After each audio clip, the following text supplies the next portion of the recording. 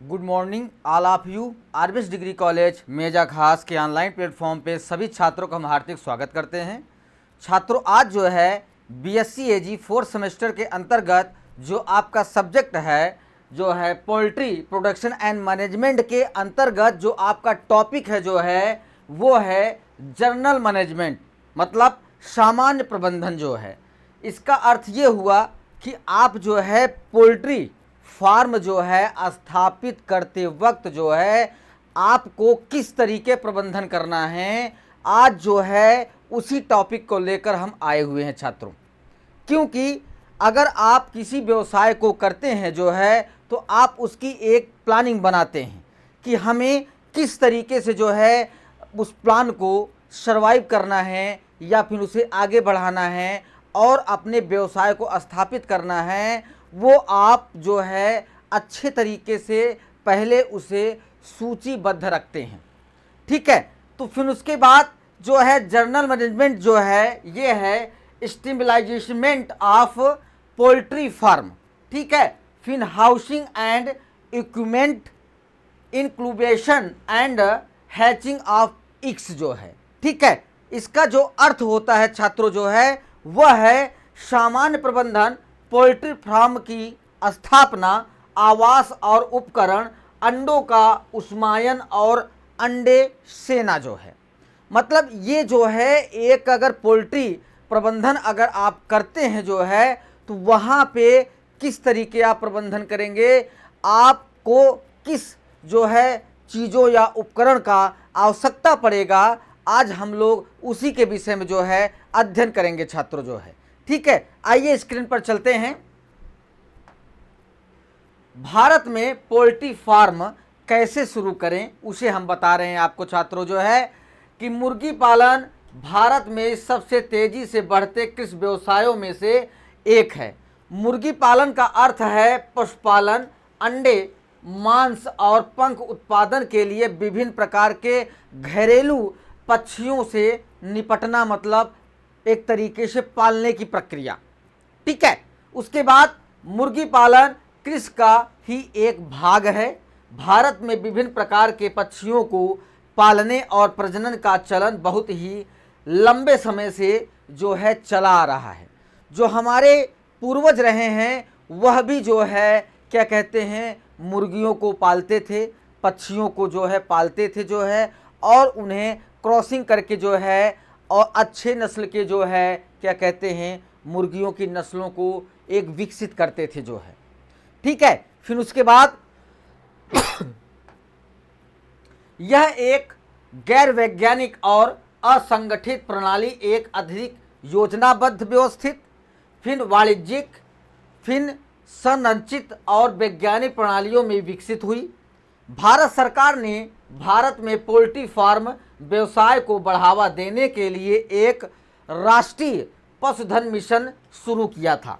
मतलब हमारी गवर्नमेंट जो है, भारत सरकार जो है इन सब पोल्ट्री और पशुपालन की व्यवसाय के लिए जो है उन्होंने एक योजना बनाई जो राष्ट्रीय पशुधन मिशन के नाम से शुरू किया गया।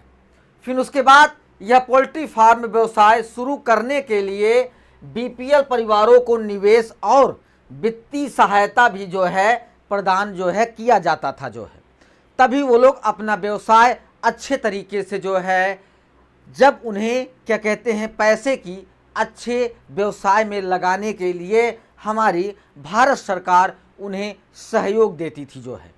फिर उसके बाद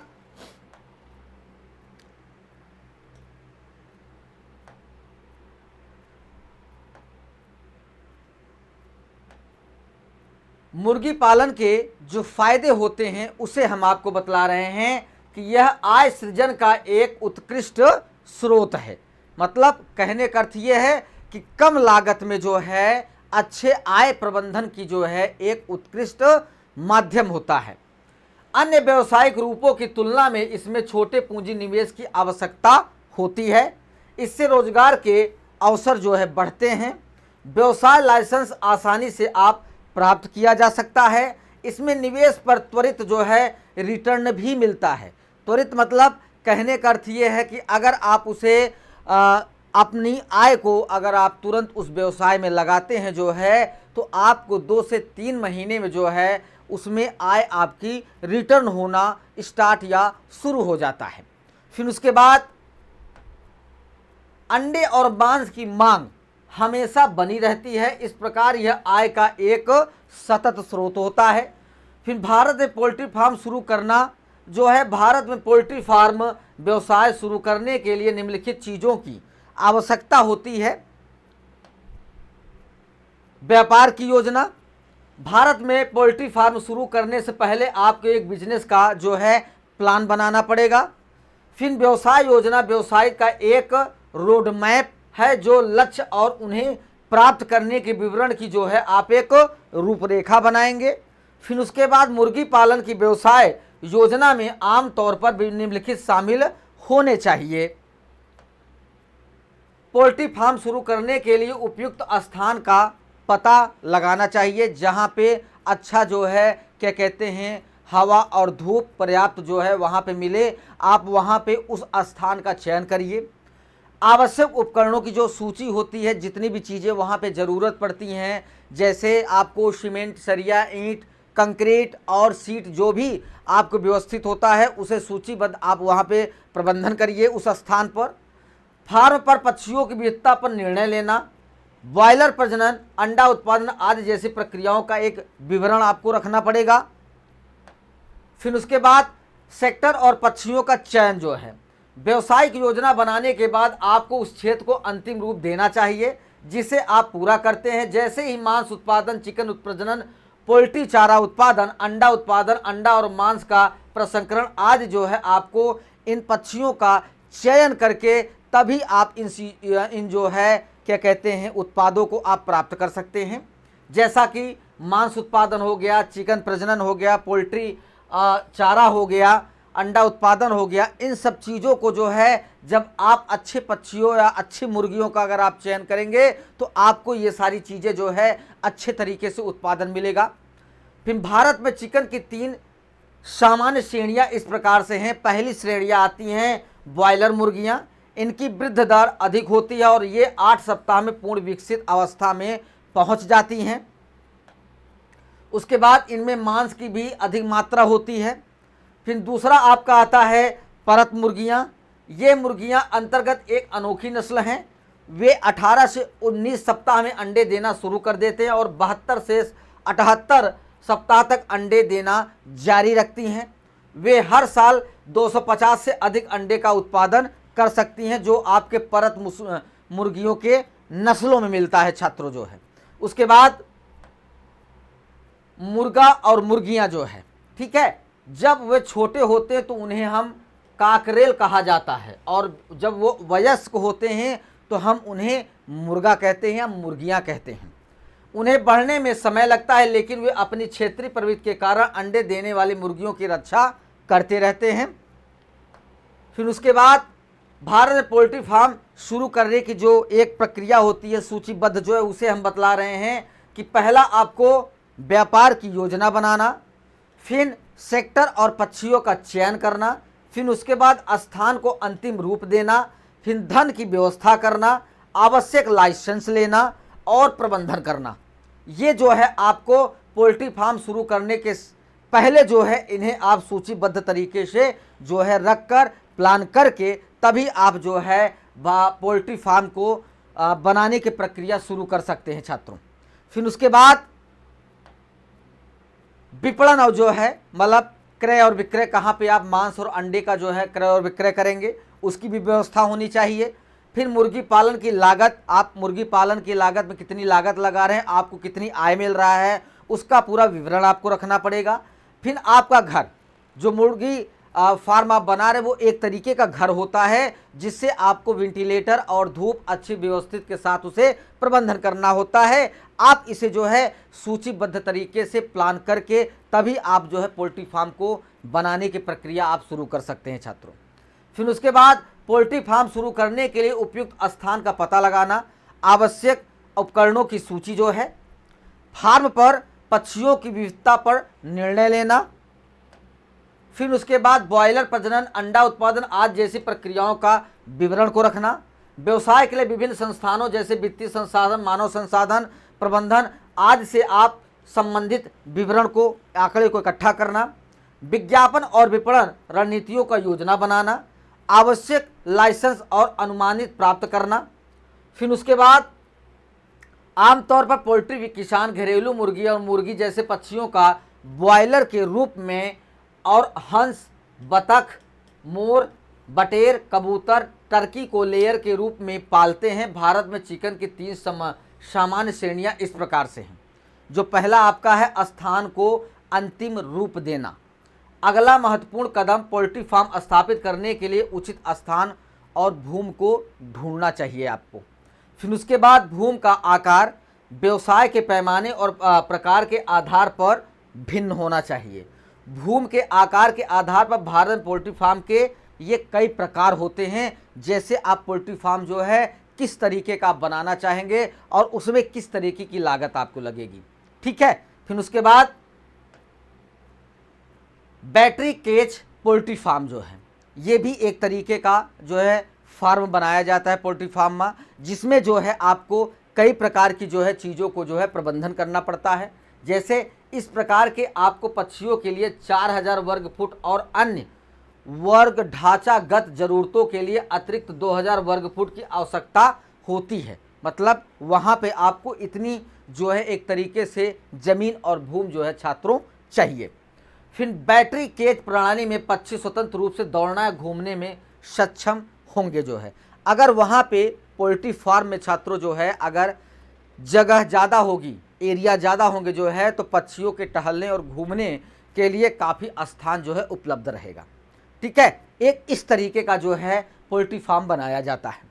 फिर उसके बाद फ्री रेंज पोल्ट्री फार्म जो है ये जो है इस प्रकार के लिए आपको लगभग 12,000 से 36,000 वर्ग फुट की आवश्यकता जो है आपको वहाँ पे भूमि को मिले, मतलब आवश्यकता पड़ेगी।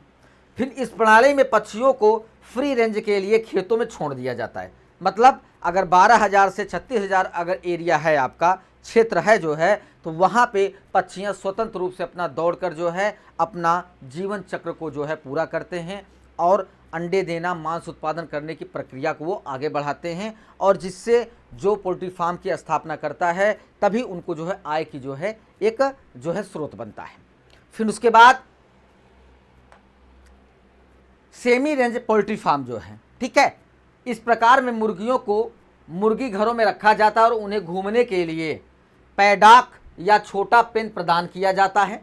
इस प्रकार के लिए आपको लगभग 8,000 वर्ग फुट क्षेत्र की जो है आवश्यकता पड़ती है। फिर उसके बाद पूरी तरह से जंगली पोल्ट्री फार्म जो है, मतलब जो जंगलों में बनाया जाता है पोल्ट्री फार्म जो है, वहाँ पे क्या करते हैं, इस प्रकार के पक्षियों को कई पेड़ों वाले प्राकृतिक वातावरण में जो है पाला जाता है। मतलब कहने का अर्थ ये हुआ कि जंगलों में तो आपको ये सारी चीज़ें मिलेंगी नहीं छात्रों, घर और ईंट, कंक्रीट, सीमेंट, ये तो सारी चीज़ें मिलेंगी नहीं।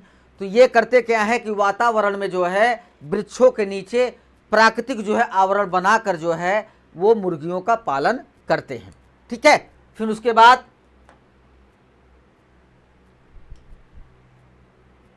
पूरी तरह से जंगली प्रणाली के लिए आपको लगभग 44 वर्ग फुट क्षेत्र की आवश्यकता होती है, जहां एक पक्षी के पास लगभग 2 वर्ग फुट का दड़बा स्थान और 15 से 20 वर्ग फुट की फ्री रेंज स्थान होगा। मतलब एक तरीके से गामी भाषा में जिसे आप दरबा बोलते हैं, जहाँ पे पक्षियों को जो है रहने का स्थान बनाया जाता है, वो प्राकृतिक तौर से होता है। उसमें कोई ज़्यादा जो है आपको ना तो खिड़की लगाना है, ना उसमें दरवाजे देने हैं, ना कुछ जो है, वहाँ पे प्राकृतिक जो आवरण होता है उसी में जो है मुर्गियों का पालन किया जाता है। फिर उसके बाद आपको धन की व्यवस्था करना, ठीक है। आपको पोल्ट्री फार्म शुरू करने के लिए धन प्राप्त करने की योजना बनानी चाहिए। फिर आप जैसे बैंक से वित्तीय सहायता प्राप्त कर सकते हैं, जो कम ब्याज दरों पर कृषि के लिए बैंक ऋण जो है प्रदान करता है। आप कृषि उद्यमों का समर्थन करने वाली कई सरकारी योजनाओं से वित्तीय सहायता के लिए भी आपको आवेदन आप जो है कर सकते हैं। अगर आपके पास पोल्ट्री फार्म बनाने के लिए अगर आपके पास जो है आय या धन नहीं है, तो आप जो है किसी अच्छे बैंक से संपर्क करके जो है आप कम ब्याज पर वहाँ पे आप लोन लेकर या कर्ज लेकर जो है आप अपने व्यवसाय को शुरू कर सकते हैं। फिर उसके बाद आवश्यक लाइसेंस, आप अगर कोई भी पोल्ट्री फार्म अगर छात्रों चलाते हैं जो है, तो वहाँ पे आपको एक सरकारी अनुमति जो है लेना बहुत ही आवश्यक होता है। एनओसी लेना आपको बहुत आवश्यक होता है, जो भारत गवर्नमेंट के माध्यम से और पोल्ट्री विभाग से, पशुपालन विभाग से जो है आपको जो है ये प्रोवाइड किया जाता है। भारत में मुर्गी पालन व्यवसाय शुरू करने के लिए आवश्यक विभिन्न लाइसेंस हैं। स्थानीय ग्राम पंचायत, नगर पालिका और प्रदूषण बोर्ड से एनओसी प्रमाण पत्र, विद्युत उद्योग के लिए अनुमति, क्योंकि आपको अपने पोल्ट्री व्यवसाय के आकार के आधार पर ट्रांसफार्मर की भी जो है आवश्यकता पड़ती है। तो यहाँ पे आपको जो है भारत सरकार से, पशुपालन विभाग से जो है आपको लाइसेंस का एनओसी और प्रमाण पत्र जो है लेना पड़ेगा पोल्ट्री फार्म स्थापित करने के लिए छात्रों। ठीक है, फिर उसके बाद भूजल विभाग से भी जो है आपको लाइसेंस जो है प्रमाण पत्र लेना पड़ेगा। व्यवसायिक पंजीकरण जैसे मालिकाना फर्म और साझेदारी फर्म या कंपनी जो है, तो इसके लिए आपको भूजल विभाग से भी जो है आपको लाइसेंस लेना पड़ेगा। फिर आपका प्रबंध आता है। पक्षियों की सुरक्षा और स्वास्थ्य सुनिश्चित करने के लिए ऐतिहासिक कदम उठाना आवश्यक है, जिससे उनके उचित विकास और पोषण में जो है मदद मिले। मुर्गे मुर्गियों की पौष्टिक भोजन, स्वच्छ पानी और नियमित टीकाकरण उपलब्ध कराना भी जो है आवश्यक होता है। ये सारी चीज़ें आपको पोल्ट्री फार्म स्थापित करने के समय आपको प्रबंधन इन सब चीज़ों के लिए, मुर्गी और पक्षियों के लिए करना पड़ेगा। ठीक है, फिर उसके बाद आपका विपणन आता है, मतलब बाजार में आप कैसे उसको जो है क्रय और विक्रय करेंगे। अपना पोल्ट्री फार्मिंग व्यवसाय स्थापित करने के बाद आपको ग्राहकों को प्राप्त करने के लिए उसका विज्ञापन और विपणन जो है करना चाहिए। बाजार की मांग और आपूर्ति का विश्लेषण करने और अपने लक्षित उपभोक्ताओं को समझने के लिए एक मार्केटिंग योजना जो है बनाई जाती है, जो आपके विपणन के अंतर्गत आता है। अगर आप किसी भी पोल्ट्री फार्म की अगर छात्रों स्थापना करते हैं तो उसका आपको प्रचार भी करना पड़ेगा और उसके बाजार की मांग को भी जो है समझना पड़ेगा कि किस वक्त और किस समय हमें मुर्गियों के मांस और अंडे का क्या रेट मिल रहा है जो है। ठीक है, फिर उसके बाद मुर्गी पालन की जो लागत होती है, एक मुर्गी पालन व्यवसाय करने का या पोल्ट्री फार्म स्थापित करने में जो है, उसे हम आपको बतला रहे हैं छात्रों जो है कि पोल्ट्री व्यवसाय शुरू करने में आपको जो लागत आती है वह व्यवसाय के आकार या पैमाने पर आपका निर्भर करती है। भारत में पोल्ट्री व्यवसाय स्थापित करने में आने वाली अनुमानित लागत इस प्रकार से हैं। जैसे पहला हमारा है, छोटे स्तर के पोल्ट्री फार्म के लिए लगभग 50,000 रुपये से 1.5 लाख रुपए जो है आपको जो है आवश्यकता पड़ेगी जो है। फिर उसके बाद मध्यम स्तर के पोल्ट्री फार्म के लिए आपको लगभग जो है 1.5 लाख से जो है 3.5 लाख तक जो है आपको रुपए की आवश्यकता पड़ेगी छात्रों। फिर बड़े पैमाने पर पोल्ट्री फार्म के लिए लगभग 7 लाख से 10 लाख तक का जो है आपको जो है पैसे की आवश्यकता पड़ेगी। जैसे ही आप जो है पोल्ट्री फार्म छोटे या बड़े या उससे बड़े अगर आप जो है स्थापना करते हैं तो उसकी लागत भी जो है छात्रों बढ़ती जाती है। फिर उस्मायन और अंडे सेने की प्रक्रिया, जो स्थान होता है, चिक हैचरी आधुनिक इमारतें हैं जो प्रत्येक हैचरी संचालन के लिए अलग अलग कमरे उपलब्ध कराती है, लेकिन प्रत्येक कमरे की अपनी अलग अलग आवश्यकताएं होती हैं जहां अंडों को सेया जाता है, मतलब चूजे निकाला जाता है जो है। फिर उसके बाद हैचरी क्षेत्र पोल्ट्री फार्म से असंबंधित अपने स्वयं के प्रवेश और विकास के साथ एक अलग इकाई होनी चाहिए। मुर्गी घरों से हैचरी तक रोग पैदा करने वाले जीवों के क्षैतिज संचरण को रोकने के लिए हैचरी मुर्गी घरों से कम 1000 फीट की दूरी पर स्थित जो है होना चाहिए। मतलब जहाँ पे अंडों का सेवन किया जा रहा है उनके कमरे जो है करीबन 1000 जो है दूरी पर जो है इनका जो है आप प्रबंधन करके आप अंडों से जो है चूजों को जो है सेकर निकाल सकते हैं।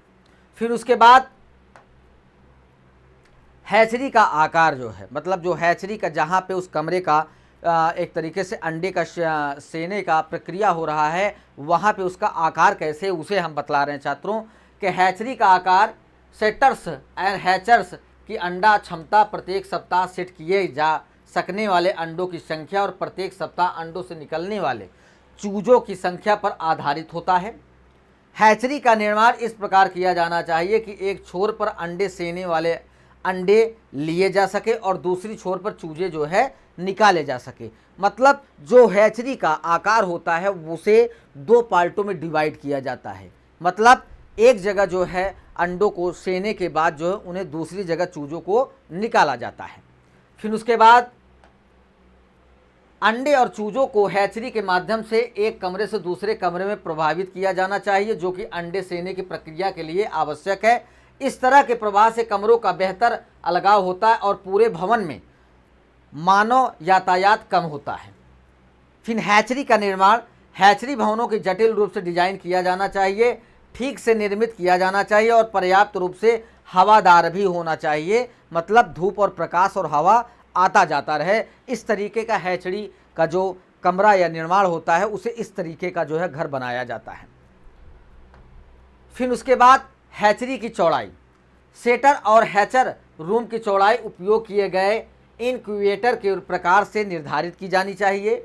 इनक्यूबेटरों की गहराई कम पता लगाए। फिर मशीनों और दीवारों के पीछे कामकाजी गलियारों के लिए जगह जो है छोड़ी जाती है। और छत की ऊंचाई जो है, छत की ऊंचाई कम से कम 10 फीट होनी चाहिए हैचरी की। फिर दीवारें आपकी, हैचरी की दीवारों का निर्माण में अग्निरोधक सामग्री का उपयोग किया जाना चाहिए, जो दीवारों पर लगने वाले फफूंद के विकास को भी रोकता है और छिद्रपूर्ण और शोषक भी जो है होता है।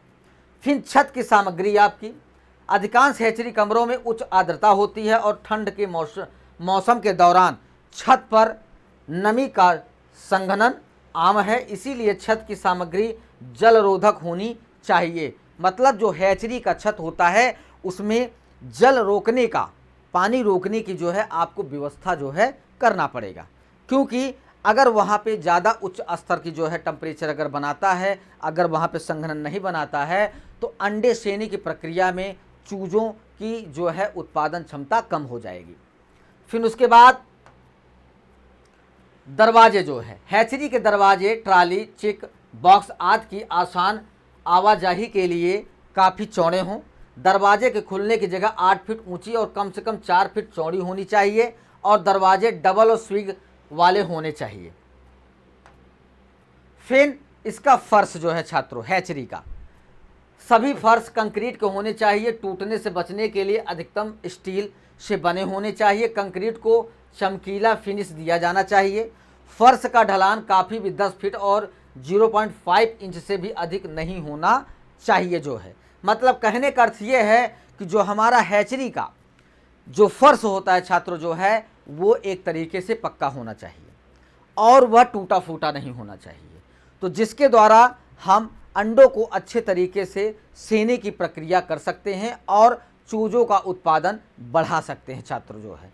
ठीक है, यहाँ पे ये टॉपिक आपका समाप्त होता है। अगले टॉपिक के साथ उपस्थित होंगे। सभी छात्रों को धन्यवाद।